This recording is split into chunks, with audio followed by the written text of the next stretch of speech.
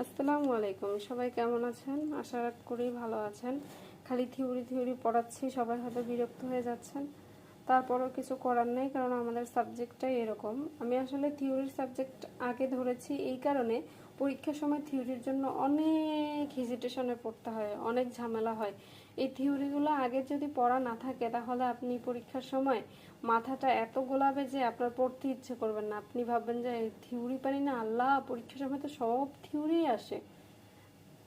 ঠিক আছে, আপনারা থার্ড ইয়ারে দেখে থাকবেন যে ম্যাক্সিমাম সাবজেক্টেরই থিওরি বেশি আসে, ম্যাথ কম আসে। তখন আপনারা একটা, যখন যারাই না পড়েছেন থিওরি, তাদের মাথায় একটা অনেক বড় একটা বোঝা চেপে যায়। তখন কিন্তু মন মানসিকতা থাকে না পড়ার, পড়ার তেমন একটা স্পিড থাকে না, শুধু হাই উঠাস, টেনশন, হতাশা, এটাই কাজ করে।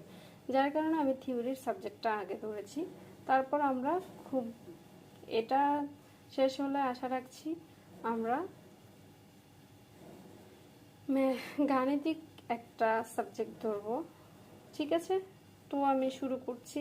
আপনাদের উপপাদ্য 13, উপপাদ্য 13 আপনাদের আসার সম্ভাবনা 99%, কিন্তু 100%ও বলা যেতে পারে।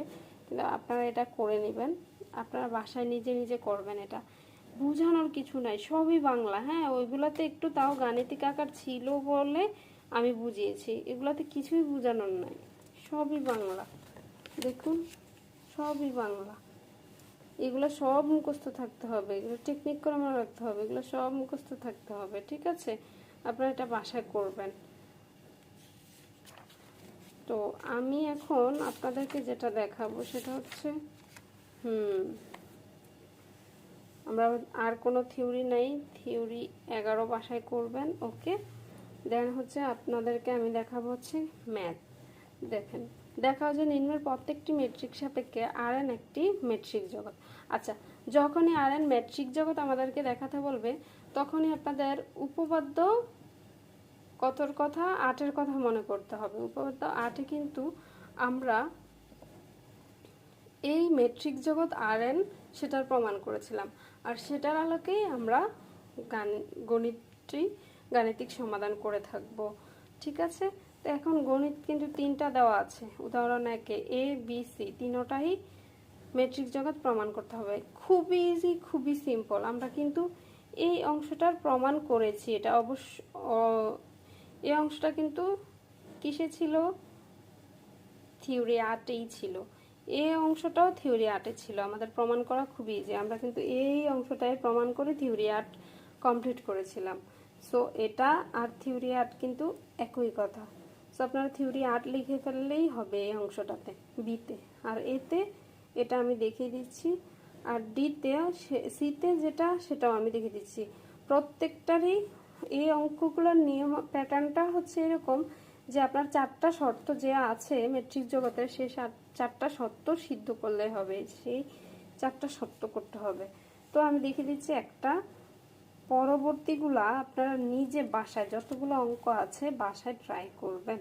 ওকে, এ আমরা জানি সবসময়, আমরা থিওরিতে এটা শিখেছিলাম না, এটাই তো আমরা জানি এক্সকে মডুলাস এক্সকে, এই চিহ্নটাকে কি বলে? মডুলাস বলে। যা অবশ্যই এটা বোকামো, আপনারা এখনো বাচ্চা না, যারা একদমই বেসিকটা জানা না তাদের জন্য এটা বলা, কিছু মনে করবেন না। মডুলাস চিনে না, এরকম তো স্টুডেন্টই হতে পারে না। তারপর অনেকে আছে যে একদমই পড়ালেখা করে না, বিভিন্ন চাপের কারণে, সাংসারিক কারণে অনেকে আমাকে মেসেজ দিয়ে থাকেন, বিভিন্ন কাজে থাকে। আসলে অনেকে বিভিন্ন চিহ্ন নতুন নতুন আসে, নামও জানে না, যার কারণে আমি সব ভেঙে ভেঙেই বলে দিচ্ছি। ওকে, মডুলাস এক্স কে minus Y k greater equal 0, যেখানে কে সমান সমান 1 2 3 ডট ডট এন। ওকে, দেন হচ্ছে কি সামেশন। সামেশনটা তো আমি থিওরিতে দেখিয়েছিলাম যে কোত্থেকে আসে সামেশনটা। ঠিক আছে, মডুলাস। ওকে, তো এটা গ্রেটার দেন 0, তো আমরা থিওরিতে এই সমাধানটা করেছিলাম, তাই না? ওকে,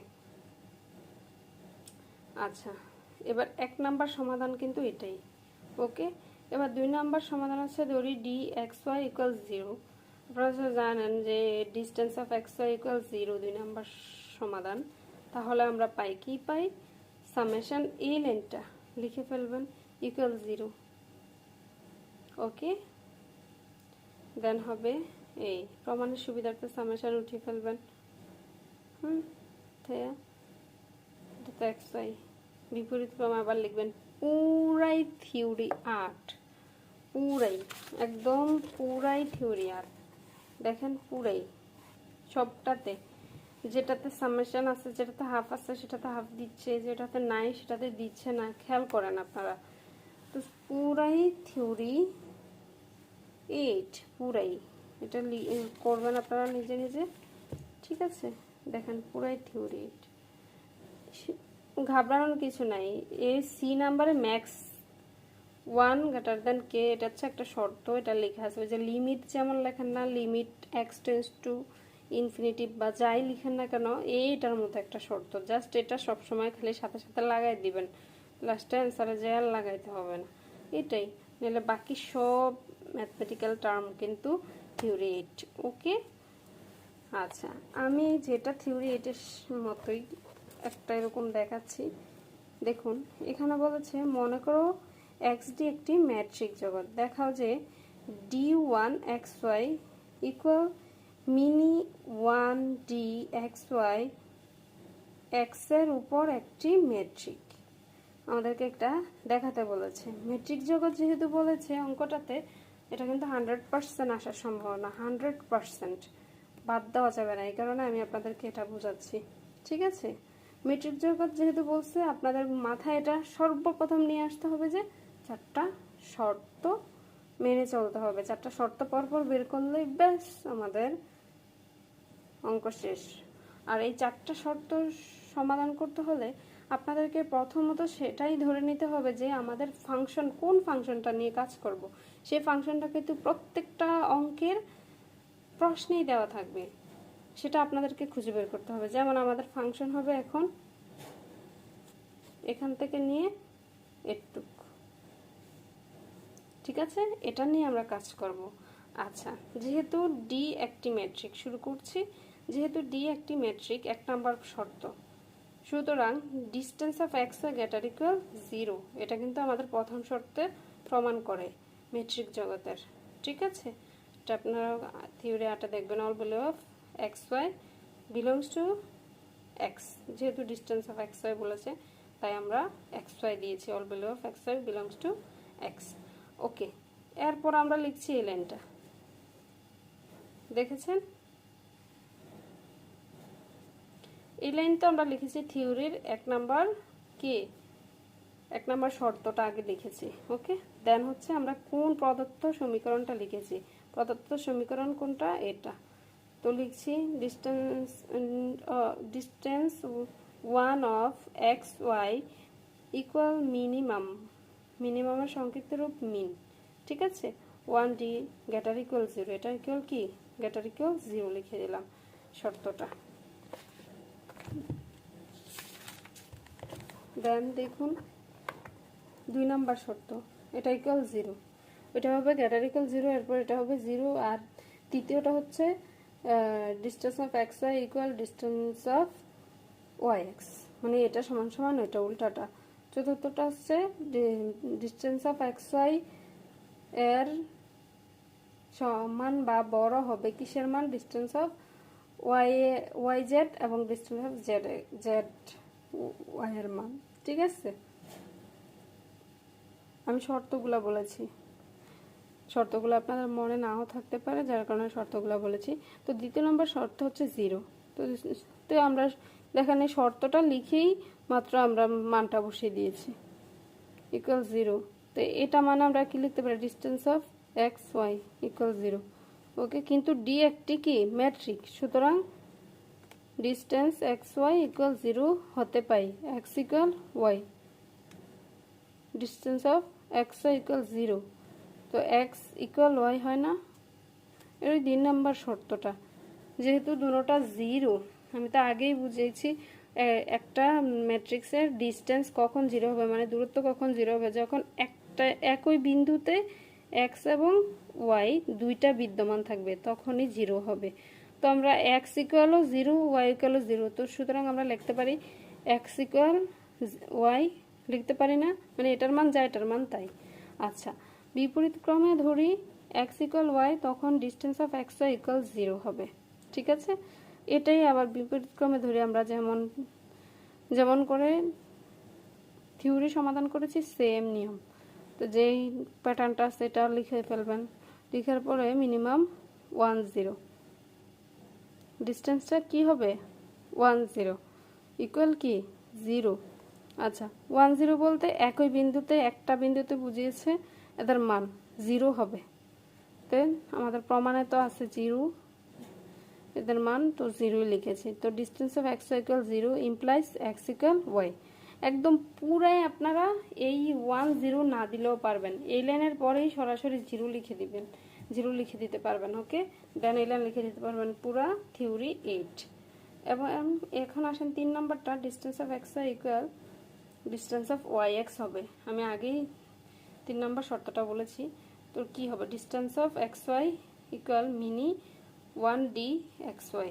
ঠিক আছে, ডিস্টেন্স অফ এক্স ওয়াই, তো মিনি 1d ওয়াই এক্স। ওই যে শর্ত আমাদের আছে, এই যে সাইড নোট করে দিছে, কিন্তু এটা কিন্তু মূলত কিসের শর্তটা, থিওরি 8-এর 3 নম্বর শর্তটা, এই থিওরি থেকে কিন্তু এটা লিখেছে। দেন ডিস্টেন্স অফ ওয়াই এক্স লিখতে পারি আমরা ডিস্টেন্স অফ ওয়াই এক্স, ব্যাস প্রমাণ। এবার ত্রিভুজের অসমতার জন্য প্রমাণ করব।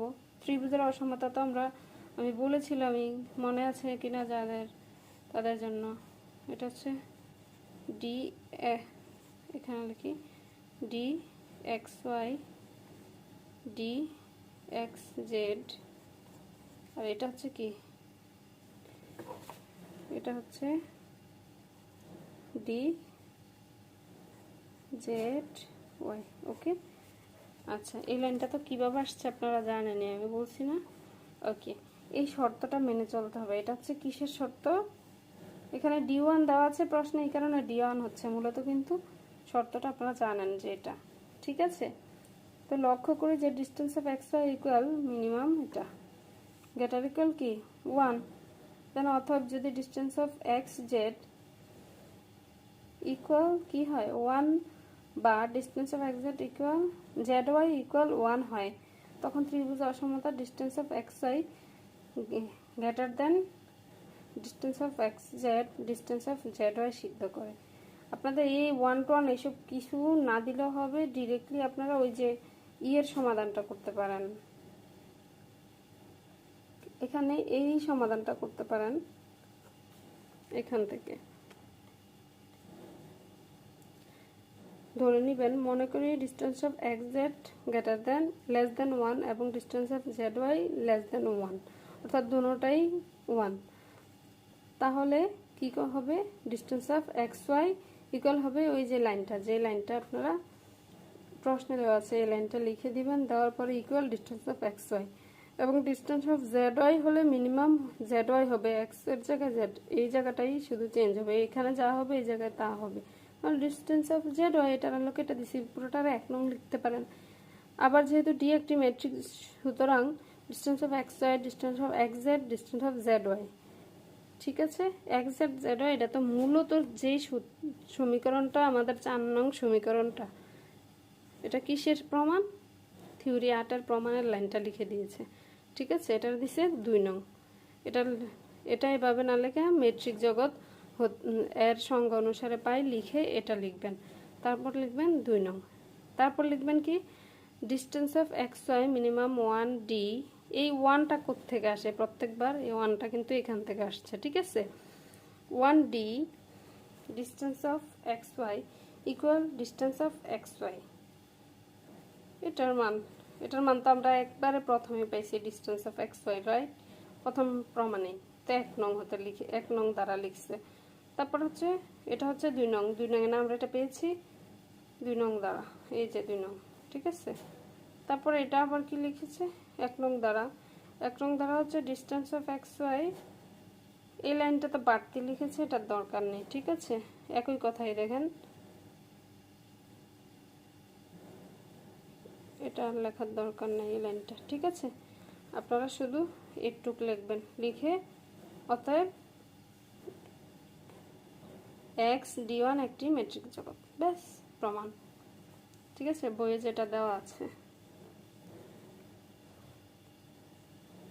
আপনারা এইগুলো করেন। এটা একদম, এটা হচ্ছে মেট্রিক জগতের থিওরি হতে নিয়েছে, তাহলে আপনারা লিখতে পারেন মেট্রিক জগতের সংজ্ঞা হতে পাই। এই লাইনটা লিখে 2 নং লিখবেন, ঠিক আছে। আর এটা লিখেছি আমরা মূল অঙ্কের প্যাটার্ন অনুযায়ী, ডিস্টেন্স অফ এক্স ওয়াই, এটা 1 নং এ প্রমাণ করেছিলাম, আপনারা দেখেছেন। এই 1 নং হাতে, এটা 2 নং, এটাকে আমরা এক্স এর জায়গায় জেড ধরে লিখেছি। এবং দেখেন জেড ওয়াই হলে কি হয়, জেড ওয়াই, তাহলে distance of Z Y, X এর পরিবর্তে জেড ধরেছে, এটা দুইটাকে সমীকরণ দিয়েছি 1 নং। আর এটা মেট্রিক জগতের সংজ্ঞা হতে পেয়েছি 2 নং। দেন এটাকে আমরা কি করেছি, 1 নং দ্বারা পাই। 1 নং দ্বারা এটা পেয়েছি, 1 নং এর এই 1 নং প্রমাণ, এই অঙ্কটার 1 নং প্রমাণ এটা পেয়েছিলাম। দেন আমরা লিখতে পারি এটা সমান সমান distance of x Y greater than distance of এই মিনিমাম, এটার মান হচ্ছে কি এই লাইনটা, distance of X Z plus distance of Z Y, এটা থেকে 1 ও 2 নং হতে এটা আমরা এই লাইনটা পাই, 1 ও 2 নং হতে এই লাইনটা পাই প্রমাণিত, ঠিক আছে। আপনারা লিখতে পারেন এই লাইন লেখার, এই 2 লাইন লেখার পর 1 ও 2 নং হতে আমরা পাই লিখে, এই লাইন লিখবেন, লিখার পরে এই লাইন লিখে দেবেন, ব্যাস। এই লাইন না লিখলেও হবে 1 নং দ্বারা, ঠিক আছে। 1 নং দ্বারা এই লাইনটা না দিলেও হবে, আমরা ডিরেক্টলি লিখতে পারেন 1 ও 2 নং হতে পাই, 1 ও 2 নং হতে পাই এই লাইনটা, আর 3 নাম্বার লাইনও বাদ। তারপর লিখে দেবেন অতএব এক্স D1 একটি মেট্রিক জগৎ, প্রমাণিত। তো ঠিক আছে, ভালো থাকবেন, সুস্থ থাকবেন, আল্লাহ হাফেজ। আর সেই সাথে বলে রাখি, এই প্যাটার্নের যতগুলো অঙ্ক আছে সবগুলো অঙ্ক আপনারা সমাধান করবেন, মেট্রিক জগৎ যেগুলো চেয়েছে। 4টা শর্ত বারবার প্রমাণ করবেন, ঠিক আছে। 2-1 লাইন বাদ দিলেও সমস্যা নাই, এরকম করতে থাকবেন। যেমন আমি বাদ দিই, সেগুলো কোনো সমস্যা নেই, এগুলো ভাবতেই ঝামেলা করছে, ঠিক আছে, বইয়ে এগুলোর কোনো প্রয়োজন নেই। তো ভালো থাকবেন, সুস্থ থাকবেন, আল্লাহ হাফেজ, আসসালামু আলাইকুম।